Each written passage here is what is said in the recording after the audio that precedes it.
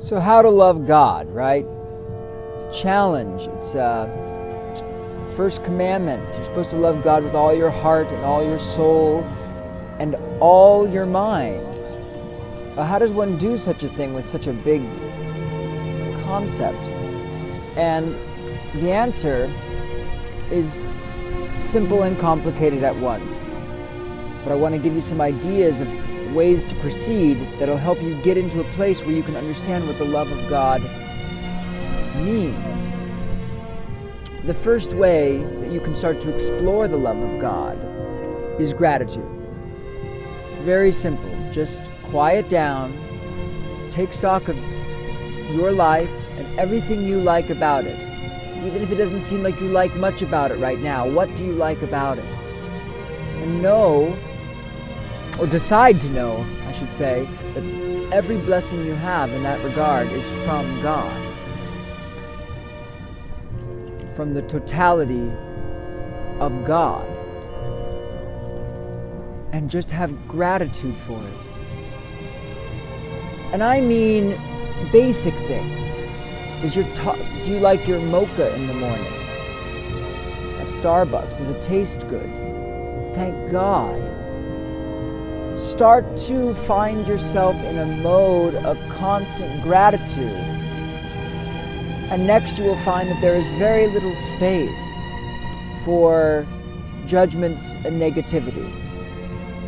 Second, you have to let the burden of the world off your shoulders. The world is a complicated, weird, confusing noise with a lot of darkness in it. And you, without even knowing it, secretly take on the darkness and accuse God. And you say, God, how can you allow such darkness? Even though it's not necessarily all your darkness, it's other people's darkness. These are impossible questions for humans to answer. Faith allows you to push through them into that state of gratitude where the burdens of the world, because you're engaged in love, you know that they too will be addressed by God in time. That's what faith means. Because you know that the gift of free will demands that the world not be a perfect place. Not yet. That's the journey of the will, both for you personally and collectively as a people and a world. Next, you can really start to understand the fact that God has, in fact, not only allowed you to exist, actualized your conscious states, but is offering you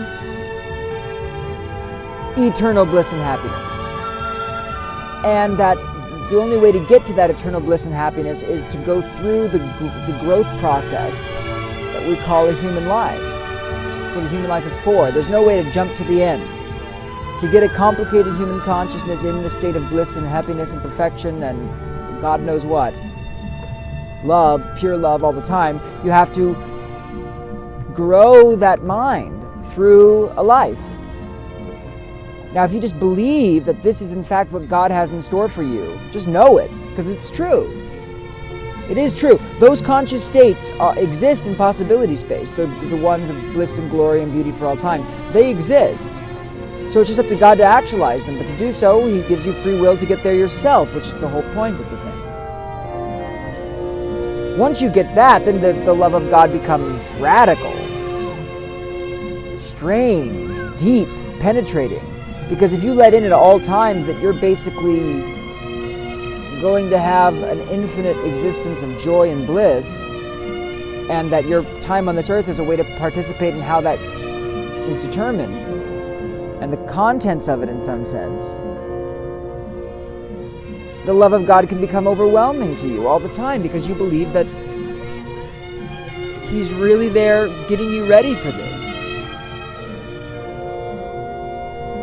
And then finally is the participation in the Christian story, which demands that you recognize that Jesus Christ, thank God, is so serious about saving your soul that He sent His only begotten Son, you know the story, and crucified Him on the cross for your sins to prove to you, dude, You have to forgive yourself.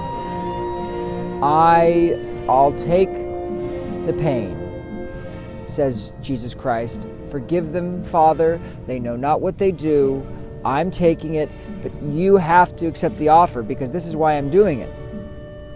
And that means to love Christ personally. That's what the incarnation did. That's what it was for.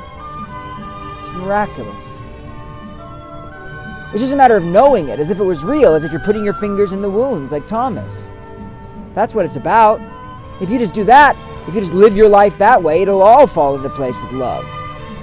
It is about love. It is about love. Love because love is the structural force, because love is the thing that gets the mind off itself towards its own presentation of itself, which it is not in control of because it's an outside source is actually generating it. So it's outside the self. That's why it's love. That's why love is the answer, and not just bliss.